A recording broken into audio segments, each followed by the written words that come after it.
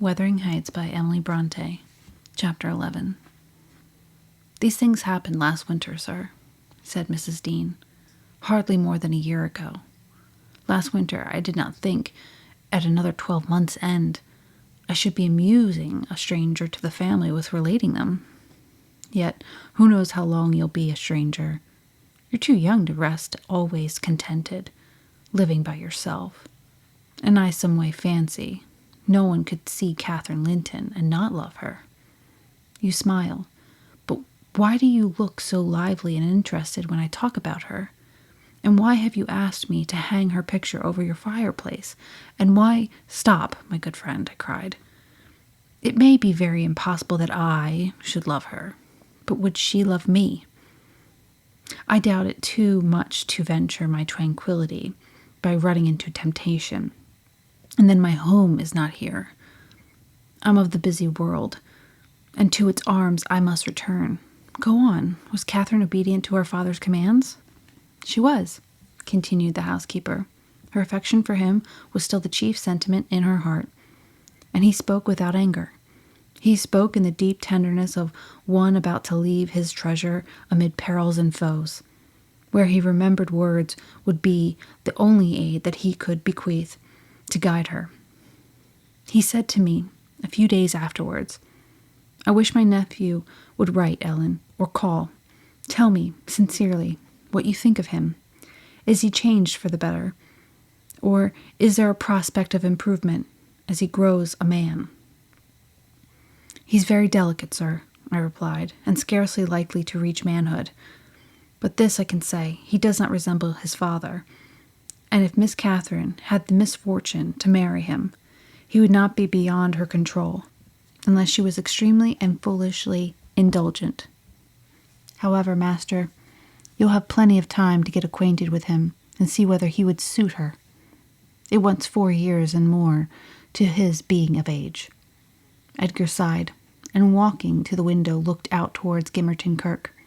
It was a misty afternoon, but the February sun shone dimly, and we could just distinguish the 2 fir trees in the yard and the sparely scattered gravestones. 'I've prayed often,' he half soliloquized, 'for the approach of what is coming, and now I begin to shrink and fear it.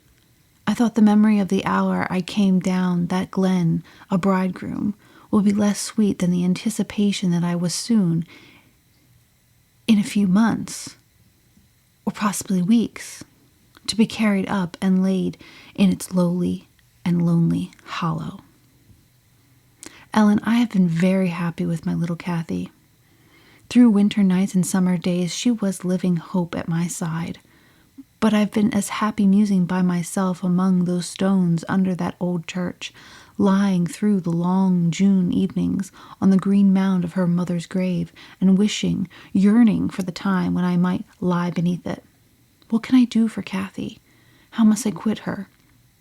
I'd not care one moment for Linton being Heathcliff's son, nor for his taking her from me, if he could console her for my loss. I'd not care that Heathcliff gained his ends and triumphed in robbing me of my last blessing. But should Linton be unworthy, only a feeble tool to his father, I cannot abandon her to him. And hard though it be to crush her buoyant spirit, I must persevere in making her sad while I live, and leaving her solitary when I die. Darling, I'd rather resign her to God and lay her in earth before me.' 'Resign her to God as it is, sir,' I answered. 'And if we should lose you, which may he forbid, under his providence, I'll stand her friend and counselor to the last.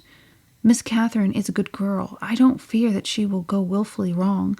People who do their duty are always finely rewarded.' Spring advanced, yet my master gathered no real strength, though he resumed his walks in the grounds with his daughter. To her inexperienced notions, this itself was a sign of convalescence. And then his cheek was often flushed, and his eyes were bright. She felt sure of his recovering. On her 17th birthday, he did not visit the churchyard. It was raining, and I observed, 'You'll surely not go out tonight, sir?' He answered, 'No, I'll defer it this year a little longer.'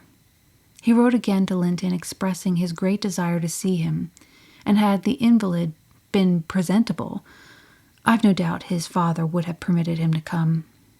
As it was, being instructed, he returned an answer, intimating that Mr. Heathcliff objected to his calling at the Grange, but his uncle's kind remembrance delighted him, and he hoped to meet him sometimes in his ramblings, and personally to petition that his cousin and he might not remain long so utterly divided.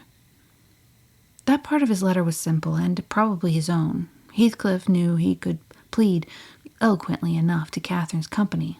Then, I do not ask, he said, that she may visit here, but am I never to see her, because my father forbids me to go to her house, and you forbid her to come to mine? Do, now and then, ride with her towards the heights, and let us exchange a few words in your presence. We have done nothing to deserve this separation, and you are not angry with me. You have no reason to dislike me. You allow yourself. Dear uncle, send me a kind note tomorrow, and leave to join you anywhere you please, except at Thrushcross Grange.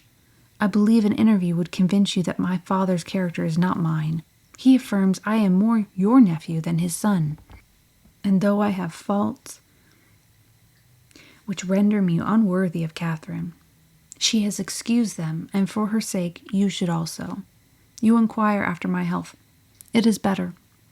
But while I remain cut off from all hope and doomed to solitude, or the society of those who never did, and never will like me, how can I be cheerful and well? Edgar, though he felt for the boy, could not consent to grant his request, because he could not accompany Catherine. He said in summer perhaps they might meet. Meantime, he wished him to continue writing at intervals, and engaged to give him what advice and comfort he was able by letters, being well aware of his hard position in his family. Linton complied, and had he been unrestrained, would probably have spoiled all but filling his epistles with complaints and lamentations. But his father kept a sharp watch over him, and of course insisted on every line that my master sent being shown. So instead of penning his peculiar personal sufferings and distresses, the themes constantly uppermost in his thoughts, he harped on the cruel obligation of being held asunder from his friend and love, and gently intimated that Mr. Linton must allow an interview soon, or he should fear he was purposely deceiving him with empty promises. Cathy was a powerful ally at home, and between them and they at length persuaded my master to acquiesce in their having a ride or a walk together, about once a week under my guardianship, and on the moors nearest the Grange, for June found him still declining, and though he had set aside yearly a portion of his income for my young lady's fortune, he had a natural desire that she might retain, or at least return, in a short time to the house of her ancestors, and he considered her only prospect of doing that was by a union with his heir. He had no idea that the latter was failing almost as fast as himself, nor had anyone, I believe.